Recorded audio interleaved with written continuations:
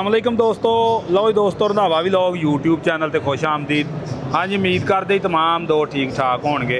लो जी दोस्तों, अज असीं मौजूद हैं एक्सपो सेंटर लाहौर ते इत्थे मिलत वाले दे स्टाल ते आए सां और मिलत ने जिहड़ी स्पैशल अपनी हारवैस्टर जिहड़ी आ मुतारफ करवाई है उहदे बारे मालूमात दिंदे आ।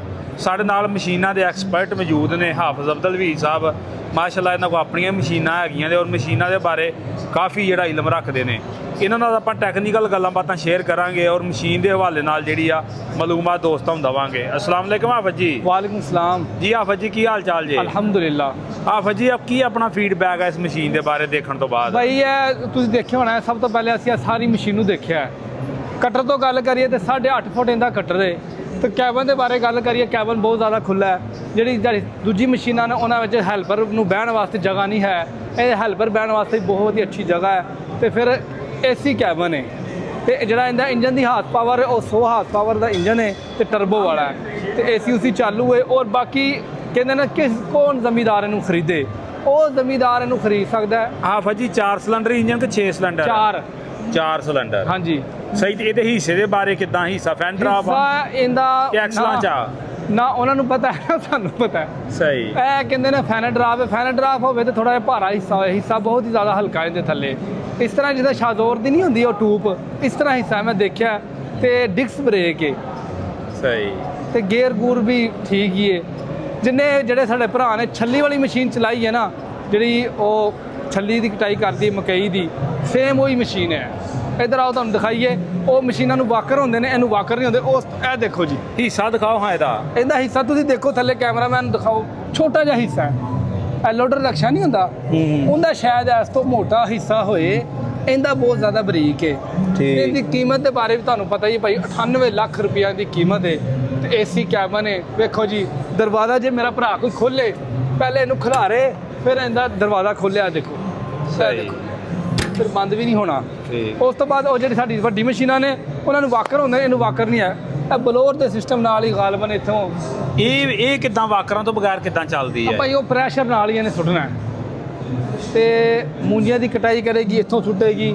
ਕੋਈ ਜਿੰਦੀ ਵੀ ਕਟਾਈ ਕਰੇਗੀ ਇਹਨੇ ਇੱਥੋਂ ਹਵਾ ਥਾਂ ਨਹੀਂ ਸੁੱਟਣਾ। ਸਹੀ। ਇਹ ਹਾਫਿਜ਼ ਜੀ ਕਿਹੜੀ ਕਟਾਈ ਕਰ ਸਕਦੀ ਹੈ ਮਸ਼ੀਨ? ਕਟਾਈ ਮੇਰੇ ਖਿਆਲ ਭਾਈ ਹੁਣ ਫੀਲਡ ਵਿੱਚ ਚੱਲਣਗੀ ਉਦੋਂ ਹੀ ਪਤਾ ਲੱਗੇਗਾ। ਹੁਣ ਤੇ ਨਹੀਂ, ਗੰਦਮ ਮੂੰਜੀ ਤੋਂ ਇਲਾਵਾ ਹੋਰ ਕਿਹੜੀ ਚੀਜ਼? ਇਹ ਬਰਸੀਮ ਵੀ ਕਟਾਈ ਕਰ ਸਕਦੀ ਏ। ਉਸ ਤੋਂ ਬਾਅਦ ਇਹ ਜਿਹੜੀ ਚਣੇ ਚੂਣੇ ਕਟਾਈ ਕਰਦੀਆਂ ਮਸ਼ੀਨਾਂ, ਸ਼ਾਇਦ ਇਹ ਵੀ ਉਹ ਕਰੇ ਨਾ ਕਰੇ। ਅੱਗੇ ਜਦੋਂ ਫੀਲਡ ਵਿੱਚ ਚੱਲਣਗੀਆਂ ਮਜ਼ੀਦ ਉਦੋਂ ਪਤਾ ਲੱਗੇਗਾ। ਸਹੀ। ਹਾਫਿਜ਼ ਜੀ, ਜਿਹੜਾ ਮਲਬਾ ਨਿਕਲੇਗਾ ਉਹਦੀ ਤੂੜੀ ਵਗੈਰਾ ਕਿੱਦਾਂ ਬਣੇਗੀ? ਇੱਥੋਂ ਇੱਕ ਸਾਈਡ ਤੇ ਡਿੱਗੇਗੀ ਹੈ। ਸਹੀ। ਵੱਡੀਆਂ ਦੇ ਮਤਲਬ ਪਰਾਤ ਵੀ ਪਰਾਤ ਡਿੱਗ ਜਾਣਾ, ਇਹਨੇ ਇੱਕ ਸਾਈਡ ਤੋਂ ਡਿੱਗੀ ਜਾਣਾ। ਠੀਕ। ਇੱਧਰ ਆ ਜਾਓ।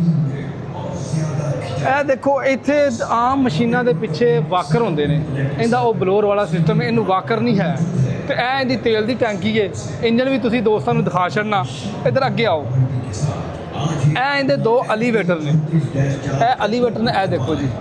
ਬਾਕੀ ਇਹ ਹੁਣ ਕੋਈ ਬੰਦਾ ਹੀ ਇੱਥੇ ਨਹੀਂ ਹੈ, ਆਪਾਂ ਖੋਲੀ ਇਹਨੂੰ ਉੱਤੇ ਇੰਨੀ ਖੁੱਲ੍ਹੀ ਹੈ। ਰੰਧਾਵਾ ਸਾਹਿਬ ਇੱਧਰ ਆ ਜਾਓ। ਇਹ ਦੇਖੋ, ਇਹਦੇ ਬੈਲਟ ਨੇ, ਸੇਮ ਉਹੀ ਸ਼ੈਵ ਹੈ ਜਿਹੜੀ ਛੱਲੀਆਂ ਵਾਲੀ ਮਸ਼ੀਨ ਹੁੰਦੀ ਹੈ। ਠੀਕ ਹੈ, ਇਹ ਸਿਰਫ ਬਣਾ ਛੜੀ ਕਣਕਾਂ ਦੀ, ਉਹ ਛੱਲੀ ਵਾਲੀ ਹੁੰਦੀ ਹੈ। ਉਸ ਤੋਂ ਇਲਾਵਾ ਦੇਖਿਆ ਜਾਏ ਤੁਸੀਂ ਇਹਦੇ ਬੈਲਟ ਵੇਖੋ, ਬੈਲਟ ਬੜੇ ਜ਼ਬਰਦਸਤ ਨੇ। ਜਿਹੜਾ ਸਾਡਾ ਜ਼ਮੀਂਦਾਰ ਭਰਾ ਉਹ ਖਰੀਦੇ ਜਿਹਦੀ ਆਪਣੀ ਜ਼ਮੀਨ ਹੋਏ ਥੋੜੀ ਜੀ, 100-200 ਏਕੜ ਵਾਸਤੇ ਕਾਮਯਾਬ ਹੈ। ਲੰਮਾ ਚੌੜਾ ਉਹ ਕਹੇਗਾ ਮੈਂ ਭਈ ਇਹਦੇ ਤੋਂ ਕਮਾਈ ਕਰਨੀ ਹੈ, ਉਹਦੇ ਵਾਸਤੇ ਨਾਕਾਮ। ਗੱਲ ਦੱਸਣੀ ਚਾਹੀਦੀ ਹੱਕ ਤੇ ਸੱਚ। ਹੁਣ ਦੇਖੋ 98 ਲੱਖ ਰੁਪਏ ਦੀ ਮਸ਼ੀਨ ਹੈ। 98 ਲੱਖ ਰੁਪਏ ਰੰਧਾਵਾ ਸਾਹਿਬ ਤੁਸੀਂ ਵੀ ਜਾਣਦੇ ਹੋ ਕਿ ਇਕੱਠਾ ਕਿਸ ਤਰ੍ਹਾਂ ਕਰਨਾ ਹੈ।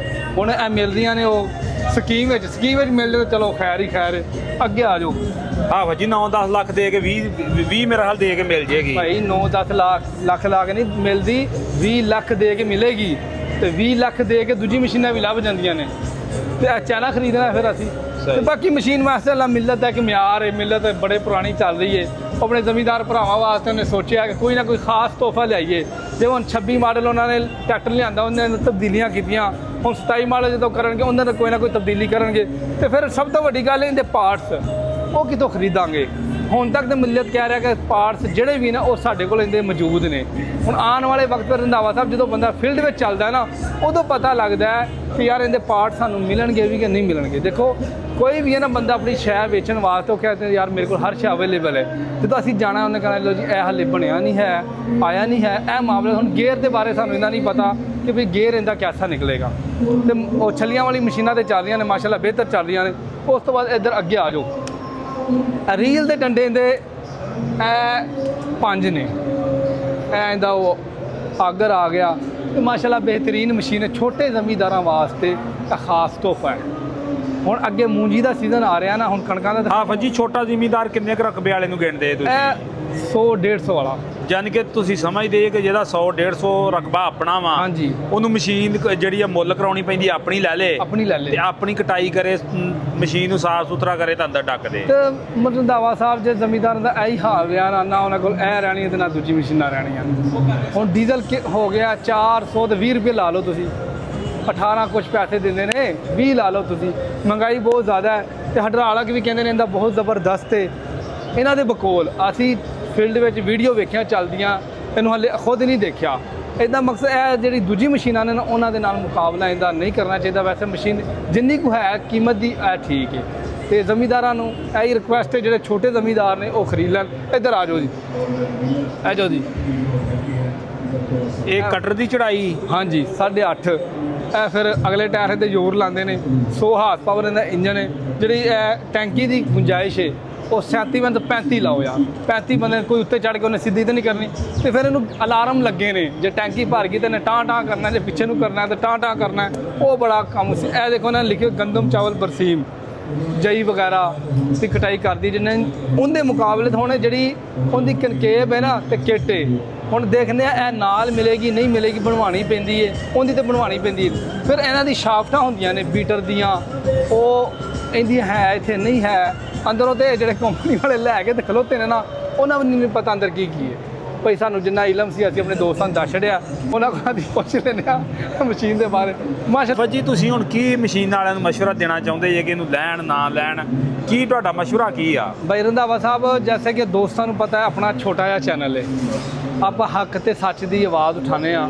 ਆਪਣਾ ਇਹ ਨਹੀਂ ਹੈ ਕਿ ਉਹਦੇ ਕੋਲ ਪੈਸੇ ਲਏ ਤੇ ਜੇਬ ਵਿੱਚ ਪਾਏ ਤੇ ਚੱਲ ਬਈ ਆ ਬੜੀ ਸ਼ਾਨਦਾਰ ਮਸ਼ੀਨ ਹੈ। ਅਸੀਂ ਗੱਲ ਕਰਨੀ ਅੱਲਾ ਨੂੰ ਹਾਜ਼ਰ ਨਾਜ਼ਰ ਕਰਕੇ।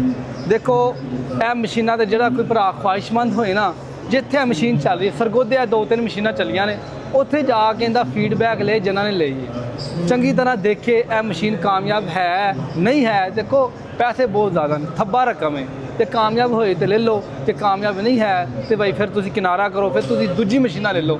80-50 ਲੈ ਲਓ, 80-55 ਲੈ ਲਓ, ਇਹਦੇ ਤੁਸੀਂ ਬਚੋ। ਇਹਦਾ ਫਿਰ ਐਵੇਂ ਪਾਰਟਸ ਦਾ ਬੜਾ ਮਸਲਾ ਬਣਨਾ ਹੈ। ਇਹ ਸਾਡੇ ਕੋਲ ਇਨਫੋਰਮੇਸ਼ਨ ਸੀ, ਸਾਰੀ ਮਸ਼ੀਨ ਨੂੰ ਅਸੀਂ ਚੈੱਕ ਕੀਤਾ, ਫਿਰ ਆਪਣੇ ਭਰਾਵਾਂ ਨੂੰ ਅਸੀਂ ਸ਼ੇਅਰ ਕਰ ਛੱਡਿਆ। ਅੱਲਾਹ ਤਾਲਾ ਸਾਡੇ ਦੇਖਣ ਵਾਲਿਆਂ ਨੂੰ ਖੁਸ਼ ਰੱਖੇ। ਤੇ ਰੰਧਾਵਾ ਵਲੋਗ 333 ਨੂੰ ਤੁਸੀਂ ਸਭ ਤੋਂ ਜ਼ਿਆਦਾ ਫੋਲੋ ਕਰੋ, ਲਾਈਕ ਕਰੋ, ਸਬਸਕ੍ਰਾਈਬ ਕਰੋ। ਇਨਸ਼ਾਅੱਲਾ ਫਿਰ ਮਿਲਦੇ ਅਗਲੀ ਵੀਡੀਓ 'ਚ। ਅੱਲਾਹ ਹਾਫਿਜ਼।